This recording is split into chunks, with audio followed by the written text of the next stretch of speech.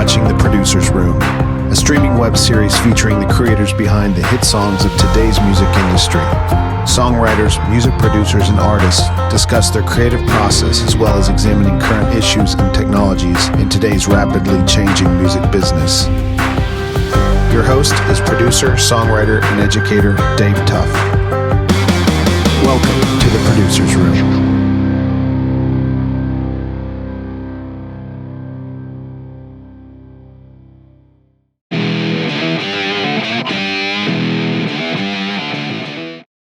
Hey guys, welcome to this episode of Dave's Waves. I'm really happy to be here in the home studio of Nashville guitarist Jon Conley. And today we're going to show you how a studio session works as far as guitar overdubs and arranging guitars for a musical production. Before that, though, I wanted to introduce Jon. Jon is one of the rare breeds that can wear a lot of hats. I think you came to town as a songwriter, right? And of course a guitar player and artist. Mm-hmm. Jon right now is on tour with Kenny Chesney in one of the, I think, top 5 tours of last year. And if you didn't know it, Kenny Chesney plays in front of a lot of folks. I think your average show looked something like 45,000 or 50,000, around there per show. And you guys did how many dates last year? I think it was roughly 70 to 75, yeah. So, but some other names that Jon's worked with, Leanne Rimes, you might know her, Winona Judd, Willie Weeks, and then in the studio, you've played with so many people I can't even count, but thousands of records, including, you said, Johnny Cash. He sang on something I played on. Kenny, Chesney? Yeah. What was his last name? I can't remember.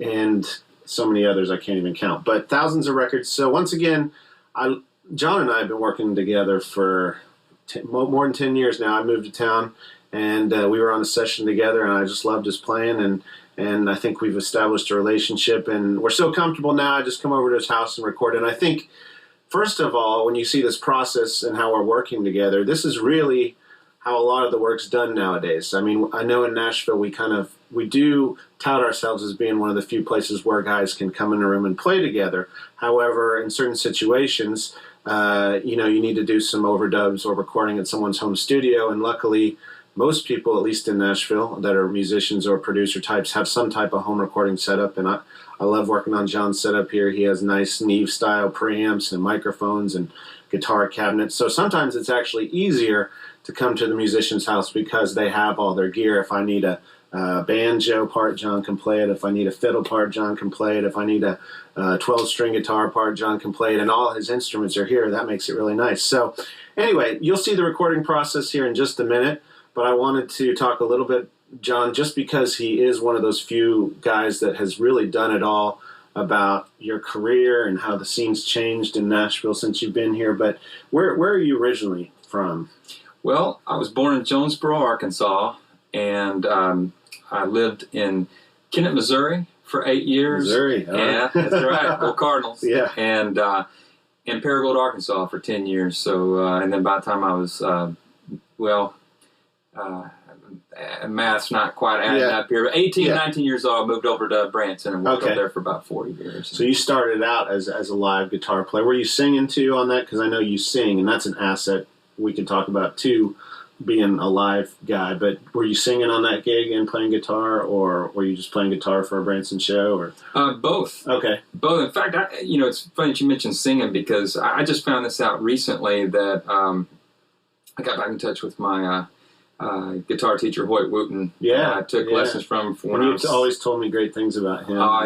He's great. I took lessons from him when I was 7 years old until I was 11 years old, and but I just found out recently that his daughter was telling me that when my mom was trying to get me signed up to take guitar lessons at 7, he thought that it might be a little young, but she told him that I sang harmony. Uh-huh. So he thought, well, he'll be able to hear harmony with that. So singing was first. Wow. I sang before I played. So wow. And so you obviously, even at that point, you'd been playing and singing a long time, and you got in some Branson shows there. And then after that, did you move straight to Nashville? And why the move to Nashville and all of that? Or was there something in between there? I loved Branson. Strange enough, I've got a daughter that's at Belmont University. Yeah. And that's where... Go Belmont, too. Yes, go Bros. But I was was going to study guitar under John Pell there. Yeah. But I wound up getting an opportunity to tour with an act that had a record deal with Warner Brothers when I was graduating from high school. And that summer, the artist did not get many dates and that kind of thing. I mean, we might have played 2 or 3 dates that summer, and my dad was like, if this is all you're going to work, you got to go to college. So I wound up, it was too late to get in at Belmont, so I went to Crowley's Ridge College there in Paragould, Arkansas, junior college, which was a great place to get my general. And were you going back and forth between Nashville or Branson then, or were you? No, when I was going to college, a friend of mine, dedicated student, well, studying the books, right? Yeah, loosely, just trying to figure out what was Plan B, and what Plan B wound up being a guy named Jim Austin, who was a good friend of mine, and actually used to come see me play basketball when I was in junior high.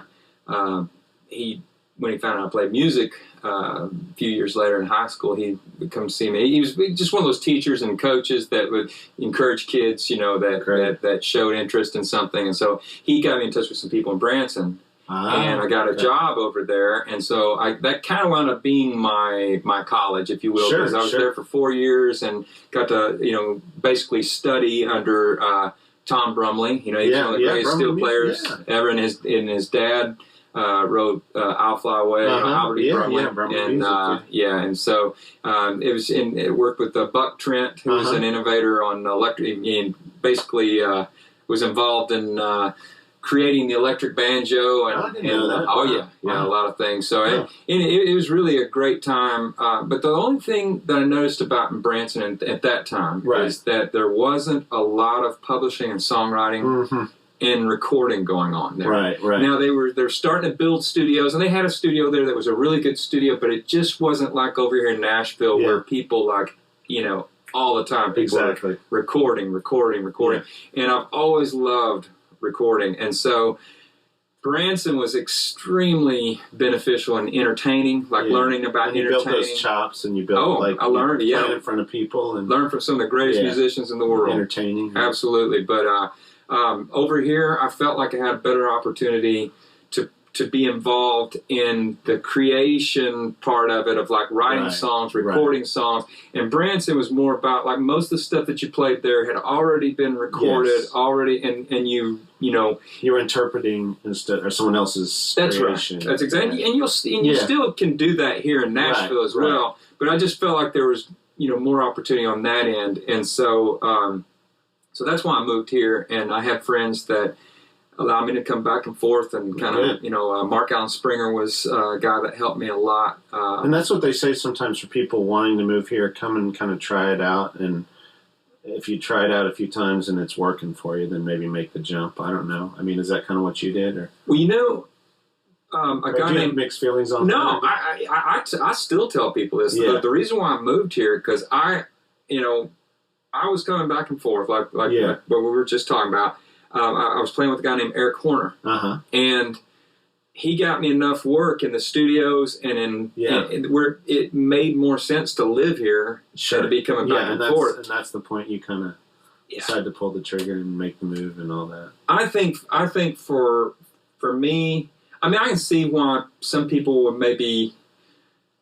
Say you got to move here and just be committed and that kind of thing. But for me, I mean, I was already married and still married to Katie Conley.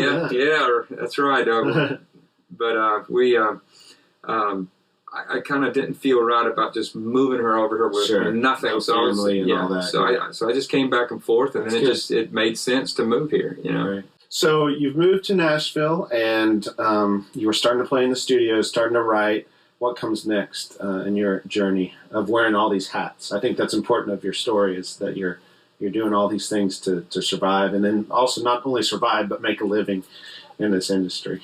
Well, I was telling you that I was playing with Eric Horner. A friend of mine, I've been living here about 6 months at that time, and a friend of mine, I was talking to him on the phone, and he said that Winona Judd was looking for a guitar player. Oh, wow. And he said he's going to... 6 months in town? Yeah.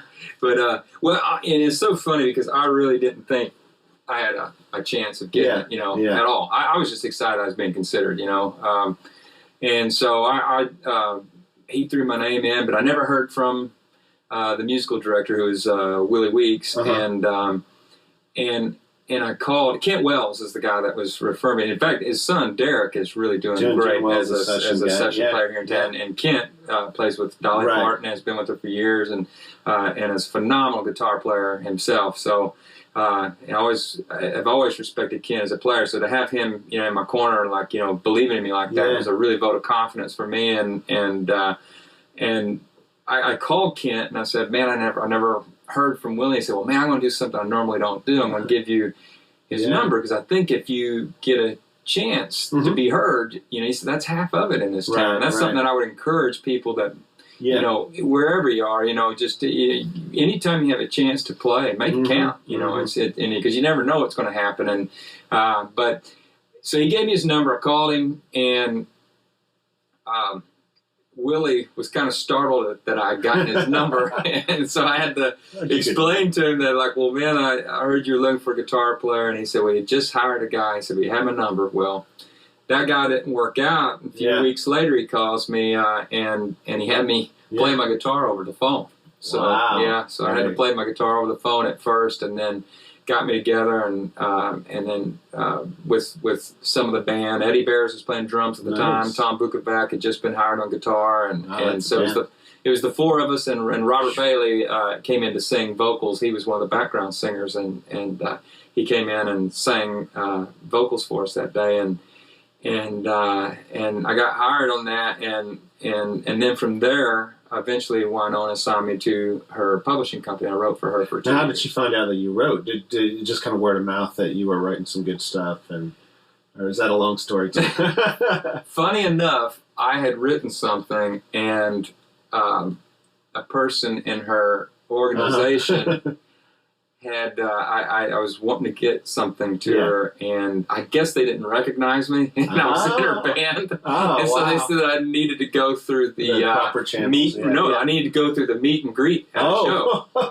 So I stood in line in the meet and greet. Yes, I did. I stood in line in the meet and greet, got all the way up there, and I handed her my song. And she's like, why'd you do that? I said, they told me to go through the meet and greet. And she said, you don't have to do that. But I was really young. I was 24 at the time. It shows humility. It shows that you're humble and willing to go through what you needed to go through. And that's cool. So then she heard that. And then was she just starting her publishing company then? No, actually the Judds. It was Kentucky Sweetheart Publishing. Okay. They had their own publishing all the way back to the Judds days. And in fact, I might have been one of the only writers that they signed, actually. They did that more for their own writing and stuff, and so I took that as a really, Yeah, that's definitely another vote of confidence, like you said. And so, gosh, and then I would just assume from there it kind of blossomed into so many other things, studio work and more writing, and then I know you even had a record deal as an artist for a while. I mean, do you want to talk about that side of things? And yeah, I mean, I've had some indie deals as a solo artist, and I was with a band called Calico Trail as recently as 2010, and we were working with Lyric Street, and then 3 months after we got that, we turned on our computers and then found out they're shutting the doors and lost our our new deal. Belmont is Doug Howard. Was he at Lyric Street then? He was. In fact, Doug was our go-to guy. Wow. Small world. Yeah, I love Doug. Kennett, Missouri. Yeah. Oh, I didn't. Yeah, right. Wow. So, but I didn't know him in Kennett. Yeah. I think he'd already left Kennett by then. But we knew some mutual people and stuff. But he really, really loved our band and really took some chances for us and everything. I hated that we couldn't have made it work for him. We didn't have time. None of us had time to make it work. 3 months didn't get much done. But so it wasn't long after that. Strangely enough, Wyatt Beard, who had hired me in Branson when I was 19, he has been Kenny Chesney's musical director for the last however many years, and he called me up with the Chesney gig. So you just and so it hasn't been 5 years. Well, I've just finished my 5th year with Kenny, and another thing I could back up and also say that Kent. The reason why I knew Kent is because I had an independent record deal, and as a solo artist, my manager had contracted Kent to play guitar with me on some stuff, and we had stayed in touch. And that was like 8 years later that I moved to town, and so you never know. You never know one how thing these things leads to another. right. Yeah, and we were just talking. I think it's important for people to hear this. Is like the state of Nashville and things obviously morph. You know, I was asking you. You know, do you prefer live? Do you prefer studio? And you were just kind of telling me that the industry is changing right now. It's a good time to be an entertainer because even though people are stealing all this music, they're still going to see live shows, or at least your numbers. They're going to see your live show. Kenny knows how to pack them in. I mean, he's really an amazing entertainer. Yeah, I think, you know, for me, I've always loved entertaining. Mm-hmm. I've always loved recording. You know, if I had to pick between the two, it'd be really tough. Yeah, might have to go with recording, but man, I would miss entertaining so bad. But if I maybe just do both, like you do right that's now. What I'm saying. I love that's what I want to do. I want to do both. But you know, honestly, the only reason why I've ever maybe leaned towards recording and songwriting and things like that is because I love my family, and whatever way I can spend the most time with my family. Sure. And that's kind of something I've learned through the years, too, that there's no easy way in this business. I mean, if you're going to be a songwriter, it requires a lot of hours. Yeah. You know, if you're going to be a studio musician, a lot of hours. And me and my wife laugh that sometimes when I'm on tour, I'm home more than when I'm off tour, because that's a good tour to be on. It is, but it's also one of those things to where, like, sometimes when you're out, people just assume you're gone. Right. And so when you come back home, you got 2 or 3 days where maybe they haven't called you for something. But if you're in town and then they call you and they find out, and then you start getting more calls, the next thing you know, you're staying really busy all day, every day, and I'm thankful for that. I'm never going to complain about that. But you know, it's you know, I've always just I mean, I love music, but I love my family. And just, you know, whatever it takes to take care of my family. Well, and speaking of that, being able to stay home, you've kind of built this awesome overdub. The camera can't show it, but maybe later we'll show it to you. Booth for your cabs in there, and home recording setup where you can do overdubs for people all over the world, and you do, right? I mean, that's right. Yeah. And that's cool, I think, for our people watching, just to kind of think outside the box of a model where even if they're not in a big city like Nashville, but they're still a great player, they could, you know, look into recording and learn the craft of recording and maybe do some overdubs at their own place, you know, like you're doing. Absolutely. And I used to not have my place here. It used to be down on Music Row. Yeah. And I've actually had a place ever since 2000. Wow. And it really, the only reason why I did it then, I was going to try to make my own records, you know, and like build my own records, and it just kind of word leaked out that I had a place, and so the next thing you know, I had a business, you know, like for people where I was doing work for other people, and that's fine. I mean, I try not to dictate my life, you know, like I try to respond to, you know, God, you know, you think you've got a plan, and then God says, how about this, you know, and so, but it's been really good, and then when we moved here, the place where I had it down the road, I had it there for 10 years, and a new guy came in and owned the building, and a lot of the tenants had left and everything, and it was costing a lot for me to stay in that building and stuff, so we both amicably. I think this is great. I think this is great. And like I said, I mean, you can the camera can see right here, if he wants to switch from a Marshall head to a Fender, he can just plug a cord. As it's not like bringing all this gear as far as cartage into the studio and all that. I mean, your gear's already here. That must make it nice. Well, I apologize to my cartage guy all the time. I said, man, I'm sorry, Larry, you know, but I gotta, you know, he knows, he understands. Yeah. He's got a lot of clients that have a lot of rigs that get moved all over town. So he's doing well, but it is one of those things where you know, the industry has changed in a lot of areas, and so I was really fortunate in that it's kind of these years of like working in my own place kind of set me up to now it's almost it's becoming part of the standard now of like doing overdubs. So. Well, and I think that kind of leads us into some of the stuff I'm going to show them that we're working on today. It's not like your traditional Nashville, it's more like indie rock. So, I mean, we could have gone in and cut with the band live, and I want to talk more about how Nashville session works here in a minute, but we have more time here to explore different sounds, and I think the audience will see that later on. And it's like if you were on a Nashville session, you're feeling the pressure from the 4 or 5 other guys and you're pretty fast in dialing sounds in already, and I think that's probably because of that. But here we can experiment a little bit more, try some things, be a little freer, and I like that about coming here. Sure, absolutely, and that's there's always pros and cons, And so, as far as playing with 5 guys, like I was saying in the intro, 5 or 6 guys if we're counting the steel, but Nashville is one of the few places where everybody plays together. So tell me, what do you like about that when you show up to work? And you do a lot of that, I know, playing on sessions with a full band all playing together. What do you like about that vibe of that kind of session? My favorite thing about it is I really have to stop thinking which I like the most about it, but I love the camaraderie, and I love the magic. Yeah. I live for the magic. The magic of just taking. That is something I love about Nashville, and it happens other places. But the thing that's so different about Nashville to me is there's this hybrid of like using the number system and things that are. Came from Nashville and country, probably came out of country, but... And a lot of stuff is like, there's a lot of, like a songwriter can come in and just play a song off of their guitar. Yeah. And then you kind of have just this loose sketch.